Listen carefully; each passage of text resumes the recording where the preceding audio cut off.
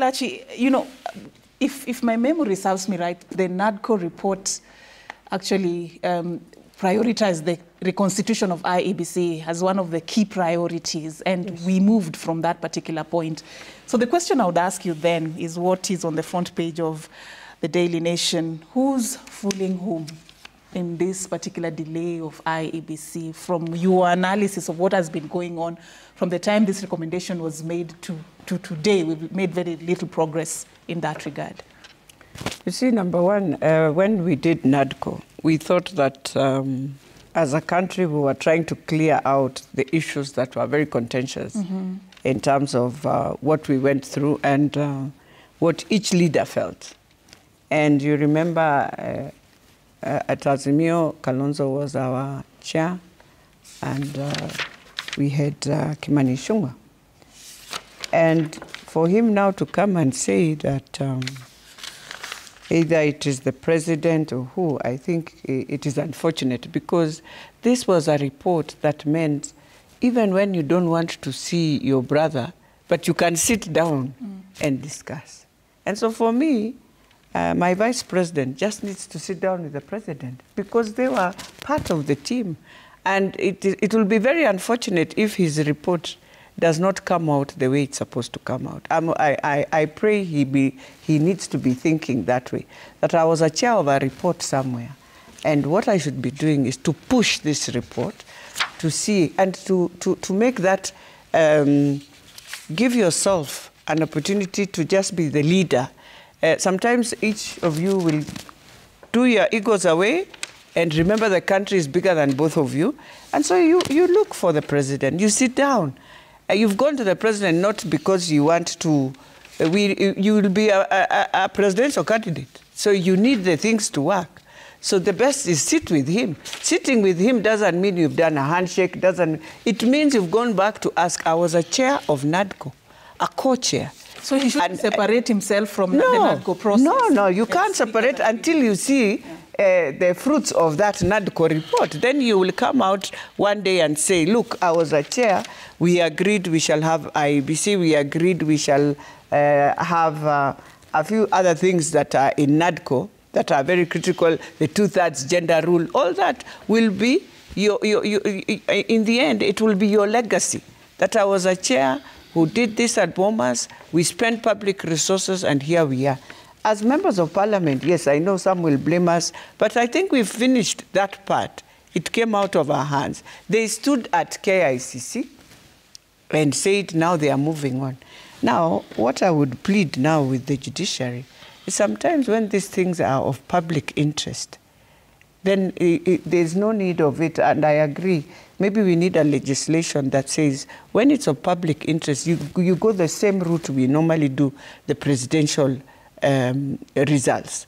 So you don't stay with just seated and people are waiting. Now the year is ending, and we are moving with a person who wants to be part of the panel, and it is something I believe if the judiciary would wish to let the committee proceed how it is as you finalize this matter, the better than now keeping it to make it another political agenda that we start 2025.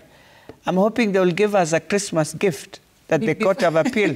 Yeah, so that 2025, let us not go back and start talking about it. It will be very sad that we can start a year again. Oh, there is IEBC. Oh, you know, you raise a lot of political tensions again. So for me, I will plead with, and I know the Court of Appeal, they are looking at many issues. They would wish to finalize, yes, a case, and it should not proceed even to Supreme Court. You know, in Kenya, even somebody will go to Supreme Court, by the way, and you can't stop them. So for me, that should be the rallying call that this is my report. I would wish to see results. I know the former vice president sometimes feels if I meet with the president, people will start saying a lot of things. I want to tell him, you go, you announce even that I will be meeting the president on the matter of my report that needs to be fast-tracked, and these are the issues I wish to see as my legacy. Yes. All right. I'm coming to you, Mukwanja, but I want us to listen into a soundbite we have of Augustus Muli, one of the petitioners, just to listen to what he also had to say, because part of what has been blamed for this delay is the court cases. So let's listen into what he had to say, and then we can weigh in on some of the proposals that are on the table on how to resolve this IEBC quagmire once and for all. This is what he said. Kenyan politics is, as we know, dirty. And I can clearly say that people have tried to play dirty with us. I have been approached with bribes. I've been offered money. I've been offered positions. That is a fact. And the fact that I've turned all these down is the reason why I'm being fought. Because some people thought somebody in my position should be, they should be able to compromise them. But I've said I don't need to be compromised. I don't need anybody's money. I don't need anybody's positions. I'll fight for the positions. If it's applying to be a permanent secretary, I'll apply that independently. But I don't need to impress somebody so that I get that position. It's time as a country we started honoring integrity, not just corruption. All of them are mulis. All right, coming to Mukwanja, a lot has been said with regards to even the malice that has been read on some of these cases that have been presented in court. There's been talk about the vested interest that could be, marring this particular process. What would be your sentiments on how best to navigate, the safe lines of what the judiciary should do without infringing on the rights of Kenyans and petitioners? And even the proposal that Mukua was putting on the table for a legislation that will in future help us to come out of such a circle that we are currently in when it comes to the IEBC here. Yeah, I am afraid that with the wrong diagnosis, you cannot prescribe. And fast. What a way to start, yeah? Yeah, and fast is that, yes, the political class is responsible for this mess. But then apportioning blame to specific leaders may not be the way to go forward. Because if you look at this case fairly, the issue of the two mulis is quite clear. It's an issue of regulations they are provided for, and I believe there's been some level of conversation in the respective political formations, and I can authoritatively speak that as far as I'm concerned, and I have listened and I have understood the process, the issue is no longer about the mulis. There is a stay order that was issued in Kiambu, right? The High Court of Kiambu, that actually has frustrated that process moving forward. If it was a matter of settling who is eligible to represent Azimio, whether it's Augustus or Koki, that is as clear as it can get, including the decision of the High Court. So that may not be the actual issue. Are there vested interests in either the Muli cases and the matter in Kiambu? Yes. And we're running away because that's what I was saying about diagnosis. The big problem here is the collective apprehension of the political class. Since June 25th, 2024, the political class is very apprehensive in my view. You reconstitute the commission, you appoint the IEBC commission as today, young people are going to make an attempt on recalling.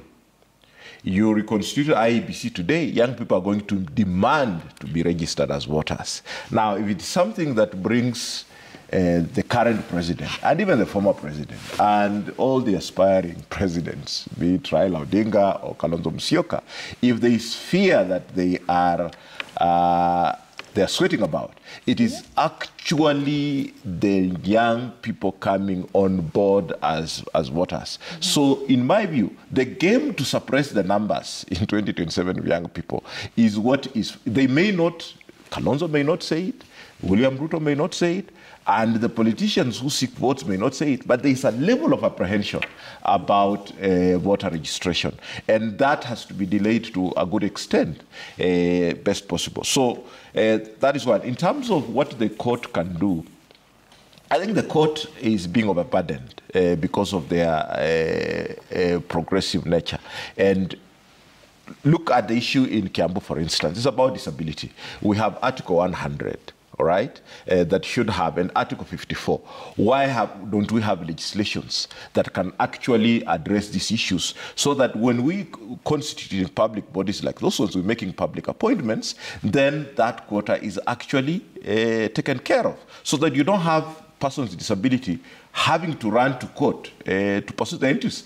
The responsibility of the judiciary is to hear Kenyans that have prayers, and they have to. So you cannot start saying the court has to act this way, the court has to act that way, because this is very important. I mean, all of us require justice.